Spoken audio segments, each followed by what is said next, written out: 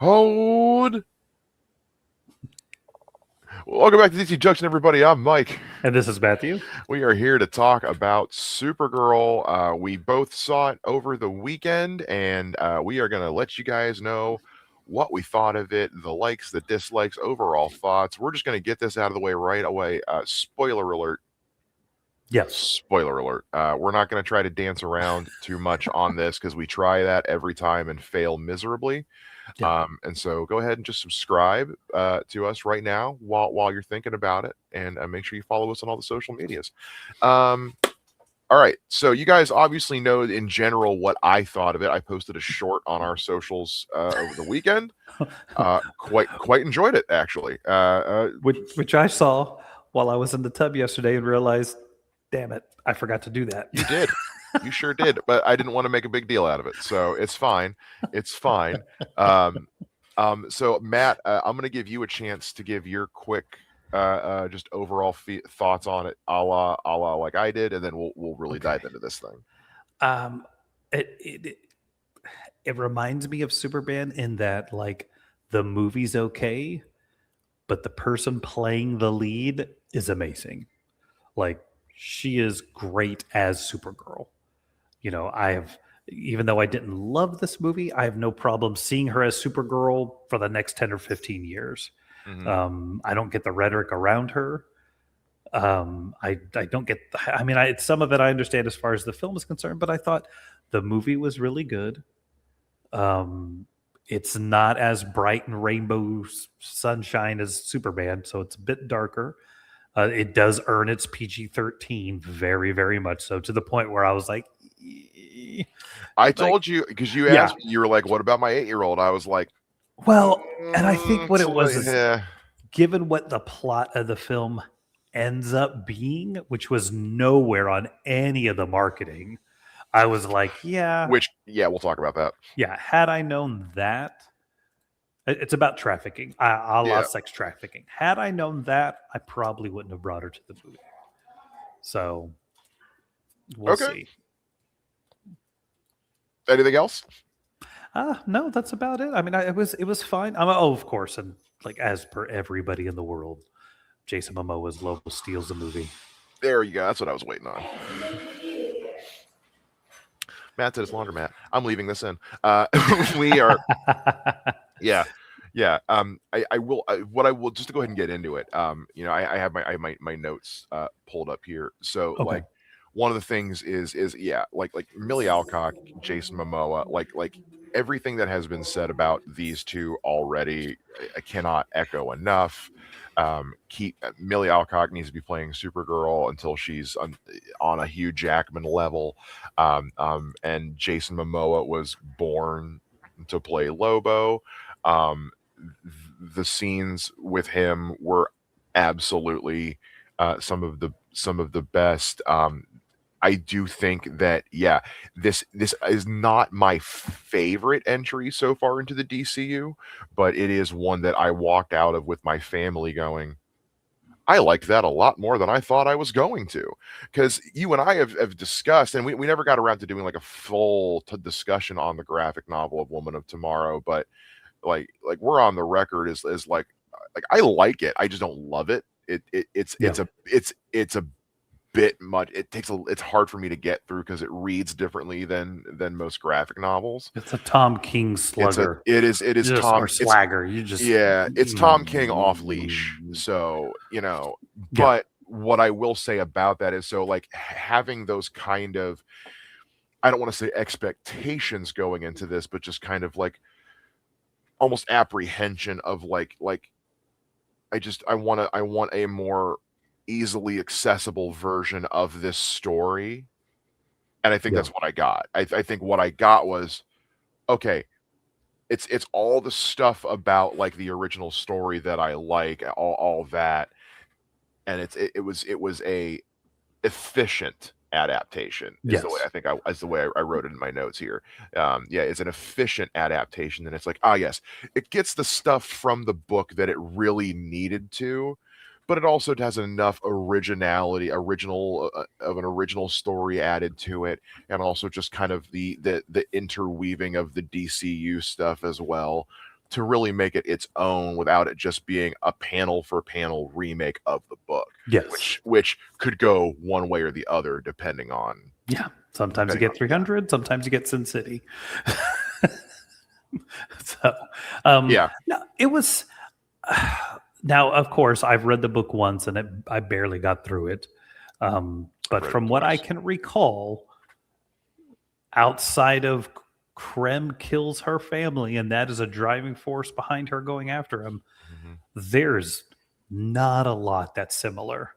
I remembered the brigands in the book Yes. again. It's been like over a year since I last read this, so like yeah, I remember the brigands being in the book. I couldn't remember what Yeah. because They're just, I was kind of focused. Again, I had a hard time getting through it because it reads a little differently, oh um, gosh.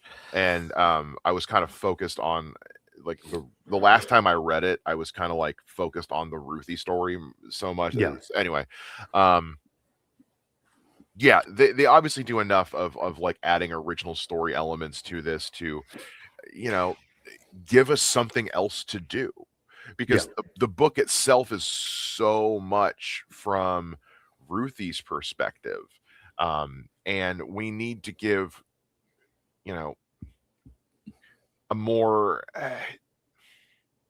You did again that story. easily accessible thing for something for Kara to do, Yes. extra motivation for Kara to do other than just help this girl. Well, and it's also like that comic is not an origin of Supergirl. This movie has to be.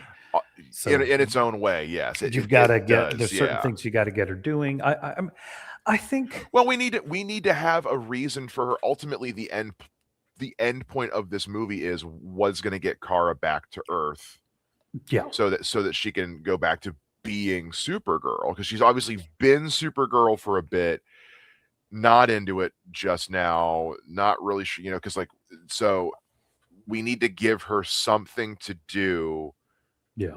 to give her like, oh, this is what being Supergirl can be about. You know, she can have a different kind of mission than Clark. Yes. Yeah, and because she's a little more willing to apparently go off and do whatever she wants to do. Well, that's also not new. I will say because Yeah. I remember from Superman Unbound specifically. There's this line in the very beginning where Supergirl shows up to save Lois Lane, and one of the Intergang guys is like, "Wait, the Skirt's the bad cop?" It's Yeah. like, yeah, you got to remember, out of Superman, and Supergirl, she's the one you don't want to mess with. She doesn't have a problem with like, no, you need to die. Yeah. Yeah. No, I think the movie for the longest time, pre-crisis, pre-80s, I would say, Supergirl is just female Superman. They Yeah, changed that in that era when they do a lot of updates and changes. And I think this movie 100% establishes this is not Superman as a girl. This is not just the same Boy Scout, Girl Scout kind of thing. She is darker. She is more willing to do things. She's also very troubled. We've altered her background a little bit as far a as her origin, skosh, a which skosh. is based on previous comics. So there's enough there where I have zero problem with what they've Yeah. changed here. It's a little bit of this, a little bit of that, Yeah. a little bit of this, a little bit of that, and something original. Well, because look, Supergirl, unlike Superman, Supergirl's origin, identity, who she is, what her role is changed every 10 to 15 years. And so, Yeah, like, sometimes she's Kara Danvers, sometimes not Kara, whatever her name is. She's all, sometimes I she's think a that's one of them. clone, Yeah, sometimes she's his cousin, sometimes she's from another dimension. Then we pull in Power Girl and it gets even more convoluted. So, yeah, so ultimately, making her this long lost cousin who originally wasn't supposed to come here to be with him, I think mhm, is really cool. I think it yeah. does create a different kind of personality for her, give her a different motivation. And I think, like, I don't know when we're going to get into this, but I think her performance is amazing. She is fantastic in this movie. Brother.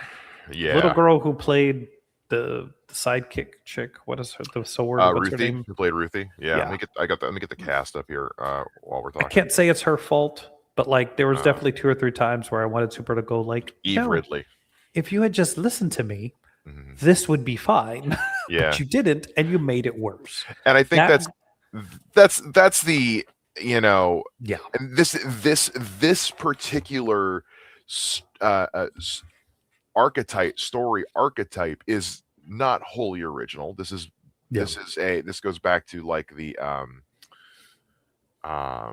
oh, what's the old Japanese one, like Wolf and Cub or something like Lone that, like Wolf and the Cub. Lone Wolf and Cub stories. Yeah, You know, this is Logan and X-23. This is, it's not, we're not here necessarily because the story itself is necessarily original. We want to see this story played out with these characters. So that therein, I think, kind of lies the rub with that of like, yeah, this is The Last of Us. yeah, This is Batman and yeah. Damian Wayne. This We is, need, we need this to take longer than it should because we have a sidekick to mess it all up. exactly. But also, this is what we need to do to, this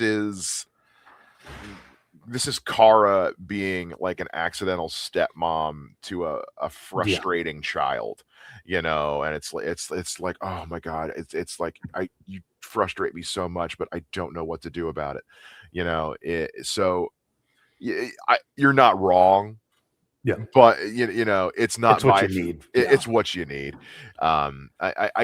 Because that's also like, that's the book, you know what I mean? It's like, that's Yeah, the book.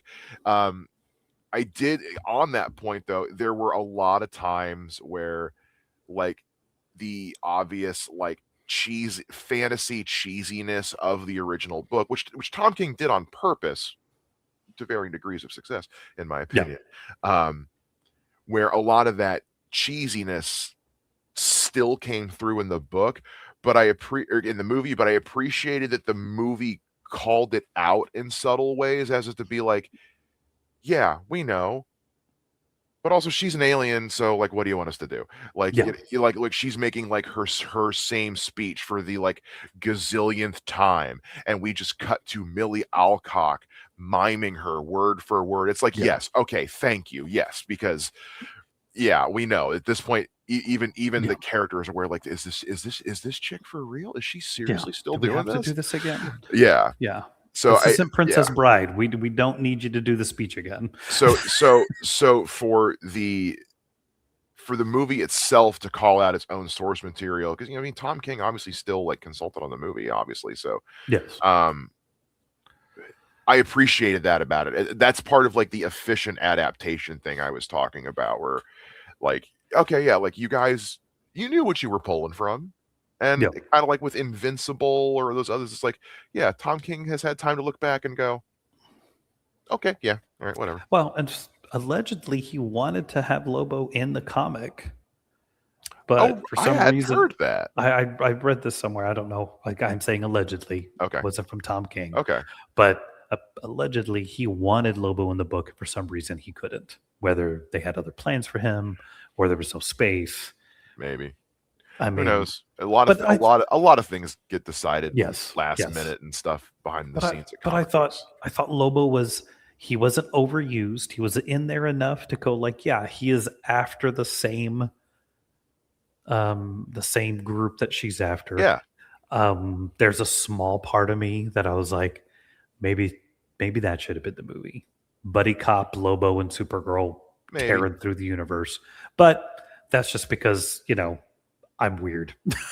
I mean, I don't disagree. I do think, like, there is a version of this movie that is just her and Lobo, but I think if you're trying You to lose do, the heart. you do. I do think you ultimately lose, like, yes, from a, like, fun if this was a series, just like a fun episodic series, Yeah. yeah, sure, why not? Like, but yeah, you lose what ultimately gives Kara a reason to even ultimately be there. I think, like, Yeah. without the Ruthie part, Kara is not there. Like, the Yeah. only reason yeah. So I do think you're great, and there is a version of that, but I think adding Lobo to the original story, with whether this was Tom King's original idea or something, the Anna Nagira came up with on her own, or I don't know, who knows. But Well, I it think was a great way of just adding some extra to a to a yeah. to a Had story. this movie been the Supergirl sequel, Lobo's not in this film. It Say being again. out the Say what? if this movie was Supergirl's second film, I don't Yeah. think Lobo's in it. But because this is kind of building this world out, we do want to Yeah. introduce characters. So Okay. Lobo being introduced in this movie because it's the first Supergirl movie, it's our second film in the DCU. Right. It makes total sense for him to be there. I think it's a great introduction. This is Mr. Terrific all over again. Cool, yeah. Yeah. Superman was neat. Yeah. Give this man a movie. Yeah. Supergirl was neat. Cool. Give Lobo his own show. Like, Yeah. I think, look, Jason Momoa seems to do pretty much anything. He's been in some good stuff, some bad stuff. Like there's zero reason at this point. Other than maybe budget. I don't know. Well, I don't know how much he costs right now, but I was gonna say I'll go on a limb and say I'll take a Lobo the series over Creature Commando season 2 any day of the week. Well, I mean, yeah, but that goes without saying. That's just because Lobo is something we have more of an attachment to. And it would be fun, dude. You You got a 4-issue comic you could easily do. You absolutely could. I said you absolutely could. That would be awesome. To your point about like her, I want to get back to like what you were talking about with like her origin, her backstory, her performance. Like this to me, and because it's funny because a new season of House of the Dragon just started. As soon as we're done recording this, I'm going to go watch the new episode. And that's where like everybody first really got to know her from. And this movie, especially in those origin stories, and particularly in her ability to learn Kryptonian, because she's in the first half of the first season playing this princess, and for a lot of that chunk of time, she is speaking a completely made up language. Yeah. So her ability to master these fake languages, it's like, okay, cool. So Star Wars and Star Trek need to be giving her a call like right away, as does anybody making a Dune or anything like that. But just there are also just similarities in the characters, like the death. I can say this now, like the way the mother dies and the relationship with the father and all of that. There is a lot of, I don't want to call them one-to-ones, but just a lot of parallels in those two roles, where it's just like, yeah, once again, this is why you cast this girl to play this role, because she absolutely nailed it on the show, and she nailed it in a completely different genre. Not even completely different. It's just fantasy and sci-fi, but those scenes in Argo City were excellent. Heartbreaking. Her breaking was heartbreaking, but I just mean in general, just the scenes on Argo City with David Krumholtz and the Kryptonians and the last days and the like, the confirmation of this change, and not change, but like lesser known Jor-El ideals, and to conquer. Like the way they've done all this was like, wow, just really, really great organic interweaving of everything with the backstory without it feeling like it was just like, here's her backstory for no reason. Like, I thought it was there's a lot of they did a good job with the flashbacks giving us her background. I mean, still fantastic seeing the first meeting between her and Superman. And he's like, I don't know why I'm speaking louder. You don't understand me. Like, he's just so great. Actually, I'm glad you brought that up. A lot more David Corn sweat in this movie than I thought we were gonna get. I did not expect the end scene. No, I didn't. Scene of him there in the same apartment, like. No, not the chocolate. Not the chocolate. It's like, oh, so you're back. Yeah. How long is Crypto going to be here? Yeah. Just someone said something funny that I laughed about, is like, he doesn't wear the cape when he's out with her. So does that mean that when she drops him off with Superman, that Superman like has to wrestle him to put the cape on? Oh, I didn't even think about that. That's so funny.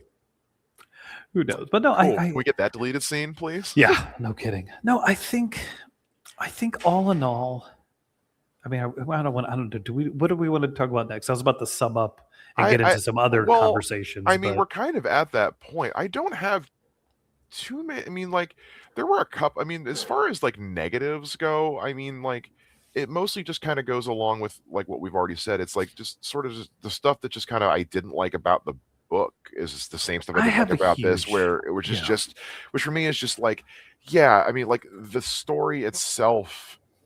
Yeah, you kind of sort of saw where it was going pretty early on, Yeah. even if you didn't read the book. Because my I went with the whole family, and my girlfriend was like, everybody loved it, but even she was like, yeah, I mean, like I kind of knew where it was going. It's fine, but I enjoyed the journey. Like I Yeah. enjoyed the ride. It wasn't No. breaking new ground. No, I think my biggest, like, number one, similar to the Superman movie, I don't think this is the banger they need to really. I No, I no, I say agree. that in a like like there are other franchises where it just like everyone Yeah, gets bigger and this bigger and bigger. this You is get X not Men 1, you get the excellent of X Men 2. right. You get, anyway, my point more is like, it's good, it's not great. This is unfortunately not going to have legs. This is a fun superhero action movie that I think a lot of people can find things to connect with about it. But I agree, it's not. I don't think it's like a ground. It's not groundbreaking. It's Well, good, but it's here's not like yeah. he, It's not. Yeah, go ahead. I'm sorry. how much of a rant do you want me to go on right now? I don't know. Okay. I'm trying to. I hate when you ask me that question You're like, I don't know what's going to weird things because that I'm come out of your really mouth. afraid of what's about to happen next. Okay. So this, I think, falls into who is this movie for? And Continue. like, it's not like, it's kind of weird. Like, Supergirl did have a very successful show for several seasons, but somehow that did not translate. Yes, but and actually, I think you bring up a point I was going to bring up earlier, Okay. and to your point, as I, I liked that show more than I didn't, Okay. but I think a lot of that's because the majority of that show was female Superman. It was Yes. we aren't doing a Superman show right now. Supergirl was affordable for us. More than half the episodes were just Superman storylines done with Supergirl. And Yeah. then the Arrowverse stuff started happening, and all that got really messy. So I think that because by the time that show really started to kind of hit its stride, the Arrowverse had basically become a joke Yeah. on the I internet mean, I could kind of see for that. for better or worse. Well, because originally it wasn't an Arrowverse show; it was on CBS. exactly, and that's that And then whole like yeah, Arrowverse but no, thing. I And think like I read something and it hurt, but it made sense. Is it's difficult for a female-led action film to happen because a lot of guys don't want to watch it, and a yeah, lot of women don't want to watch it. And the only reason a woman, and I'm being very stereotypical, I'm just going by what somebody said. I'm not saying I truly believe this, yeah, but most women don't want to see an action movie. So the only reason they go see an action movie is because a guy takes them. And if a guy doesn't want to see it, then that now we don't have a lot of people. And I'm not trying to go into the stereotype, but that is a portion of it. But then you also get to the point of like, it's not like Supergirl is this zeitgeist character that it's a girls slightly are harder behind. sell. It's a It's a slightly sort harder sell. yes. You have, and I think that's part of the reason why you go with like someone like Millie Alcock, who has got the fan base behind her. You Yeah. get Jason Momoa as Lobo in there. You know, I think a lot of that also, you ride hard on you put Superman in a lot of your marketing. Yeah. And Um, Lobo. and Lobo. But the point you bring up, I think, is not without its merits, because there are there are, as we are all aware, shitty people in the world. Oh yes, There yes, are shitty men in the world. definitely. There are shitty people in the world who will go out of their way to make certain things have a more difficult time succeeding. Yes, That which is I an think happening. undeniable fact. And with a Yes, movie like Supergirl, I think that is absolutely a contributing factor. yeah, I think that is an undeniable contributing factor. yes, If you can look at the situation with two eyeballs and a working and a functioning brain in your head and say, no, there's none of that happening right here. You are dense on a level that I cannot yeah. describe. You have There, not been on social you media have you, it is, at there is. all. Not, I also will say, when you look at we saw and we've been seeing this with movies across the board. I want to say this is not a DC thing. This is not No. a Marvel thing. This is not a comic. This is a movie thing. When you look at Rotten Tomatoes, the disparity between Yes. critic consensus and audience consensus has never been wider. Yes. What audiences are enjoying and what critics are enjoying clearly are on two different wavelengths, but also we're getting to a point where like people are having a harder and harder time trusting film critics. Yes. And I throw us into that, and I throw us into that category. Anybody who is on the internet talking about and sharing opinions on movies, I'm throwing into that category. Yeah. Okay, you got to take everything you or I say, especially because we're two dudes talking about Supergirl. So Well, I already understand any criticisms we give to this movie. People yeah. like people are already looking at with kind of a weird lens. I accept that. Yeah. I can say this though, like the only reason my wife went to see this movie was because of Lobo. She has zero interest in Millie Right. Alcock and Supergirl, any of that. She's a little different because she's got a thing for Lobo, but it Just just got to goes think for hand. Jason Momoa. Come on, I've got to think for Jason Momoa. I mean, it's a mix. She had to think for Lobo before Jason Momoa was in the house, but yes, right. but yes, all the things. All the things. Yeah. So I think that's because, like, it's I'm not. I'm trying not to go too far on my tangent because then I'll go ridiculous on other No, things. I understand. I But understand. but the box office, unfortunately, is showing what we're talking about. Yeah, And I but think, even that we have to take with a grain of salt because as you and I have had this discussion on numerous times. Even box office itself is not the one to even I would say, box office opening weekend is not the like it used to be. It used to be like you correct. got to get it in your opening weekend or you're fucked. Like, Well, there's a difference between meeting the tracking and not meeting yes. the tracking. Oh, Like, I understand. It came Yes, under yes. tracking, and I'm not knocking the film in this way. I'm just saying, like, No. unfortunately, Yeah. what the Gunverse needs right Is now a is a bigger banger, win. They need a bigger and win. they haven't Yes. gotten, in my opinion, any.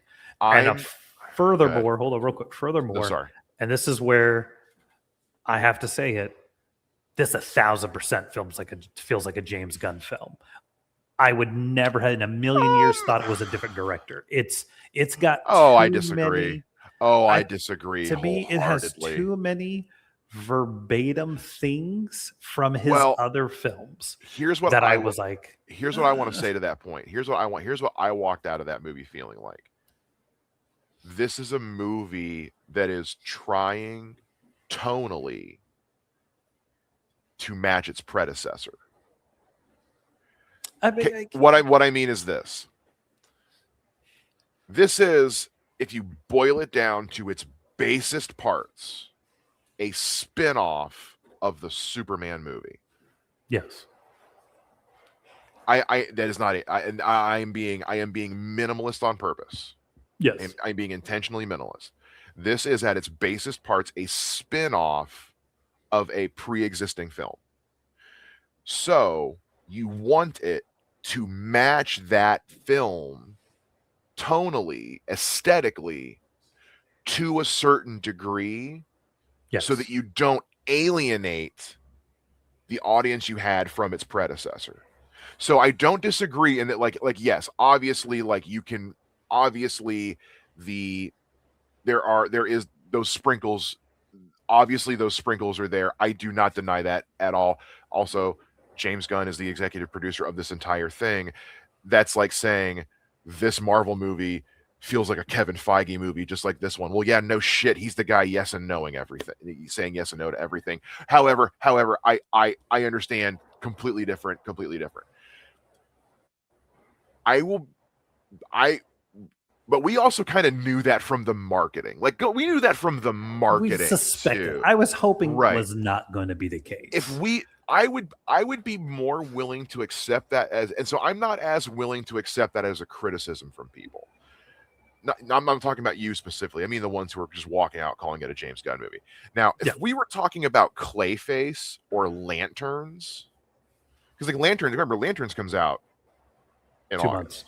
In 2 months. 2 months, yeah. And then Clayface is in October. Now, if we walk out of either of those with the same feeling, that's a problem. That's a problem. Correct. Clayface should not feel like it should feel part of the DCU. Lantern should feel part of the DCU, but I shouldn't walk out of there being like, why does this still feel like James Gunn directed it? You know what I mean? Well, and that was what I was about to say is like, okay.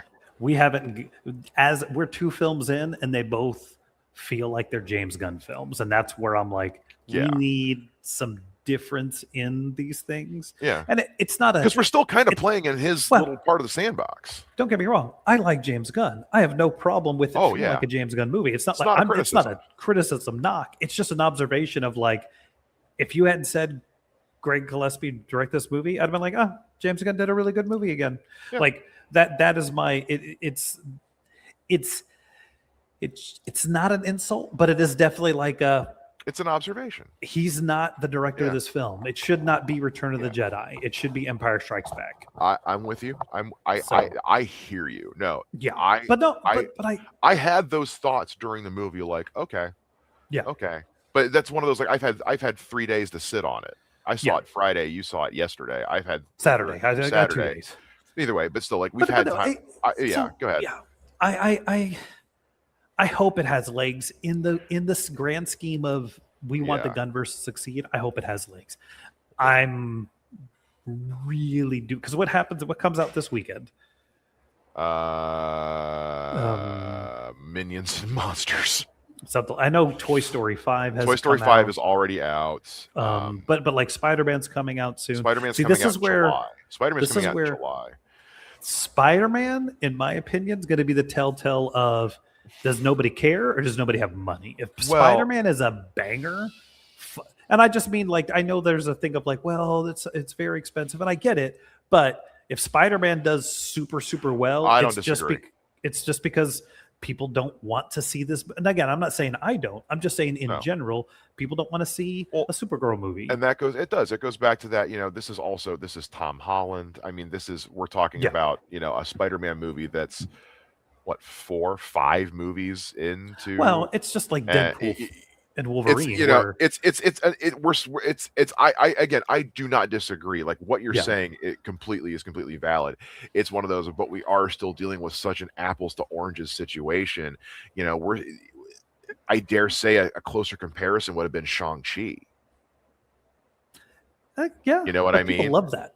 People do love that. Nobody but also, went to see it, but that was because it was in the middle. But there was also COVID. but that's still more one of those like. But despite the love for it, where's Shang-Chi in the MCU?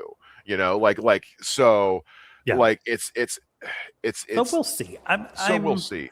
We know. I mean, like obviously, Man of Tomorrow is being filmed right now. Yes. By all, who knows what's going on with this Paramount thing? But Peter Safran has come out numerous times and said, like, James and I have had meetings with the Paramount guys, and they've all said, keep up the good work. Like, Yes, I mean, right now, the attention, like we had with Superman, even though it wasn't a blockbuster hit they wanted. It got a lot of attention, and the surrounding onslaught of people going through the streaming and the toys Yeah. makes a difference. S- I haven't seen a s- single Supergirl toy. Oh, I have.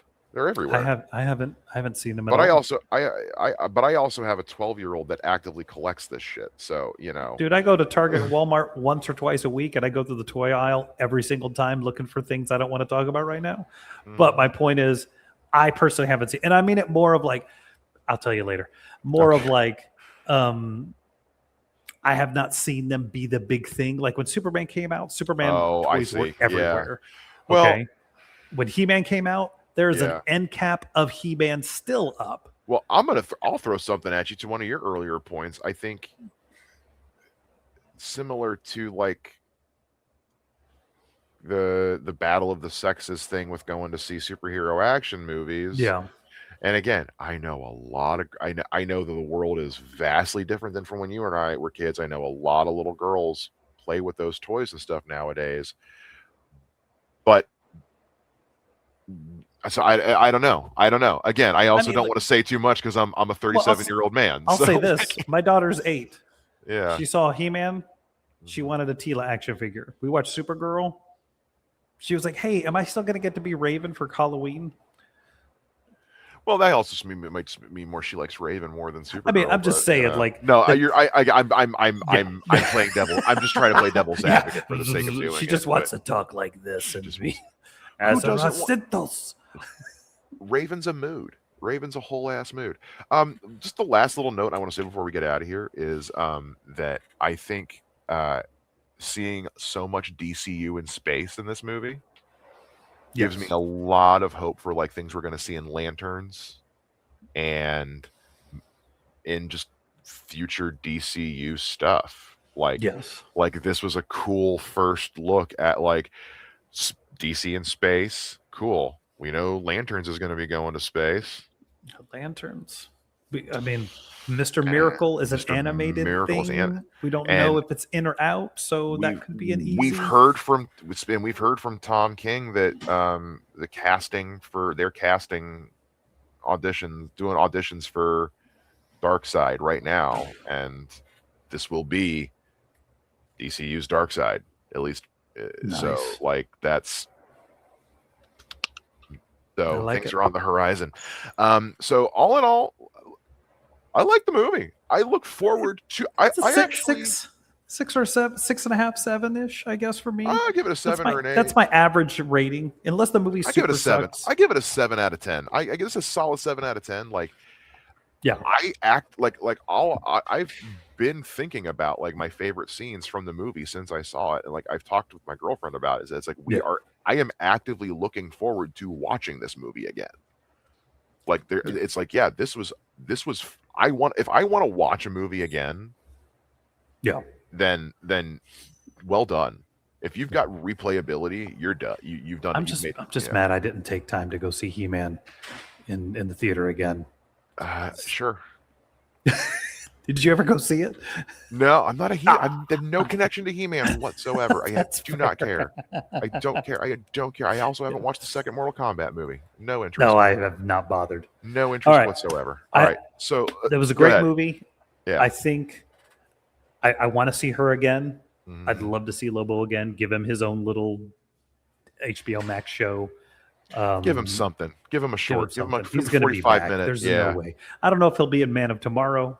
That might be a bit of a push. No, but if he randomly shows up in Peacemaker, if he randomly shows up in Lanterns again, he is a intergalactic bounty hunter.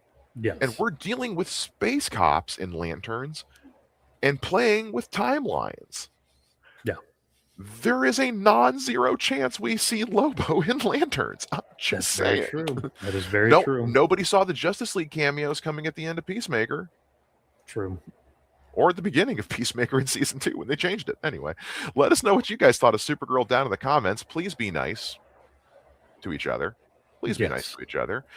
Subscribe on your way down there. It's super efficient. And then make sure you guys follow us on all social medias. Follow me on social media at Mr. Mike Shea.